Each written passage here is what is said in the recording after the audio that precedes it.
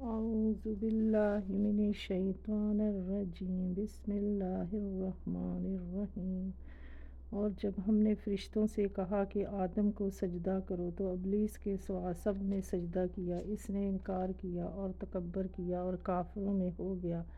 اور ہم نے کہہ دیا کہ اے آدم، تم اور تمہاری بیوی جنت میں رہو، جہاں کہیں سے بھی چاہو فراخت سے کھاؤ پیو، لیکن اس درخت کے قریب نہ جانا ورنہ ظالموں میں سے ہو جاؤ گے۔ لیکن شیطان نے ان کو بہکا کر وہاں سے نکلوا دیا، اور ہم نے کہہ دیا کہ اتر جاؤ، تم ایک دوسرے کے دشمن ہو، اور ایک وقت مقرر تک تمہارے لیے زمین میں ٹھہرنا اور فائدہ اٹھانا ہے۔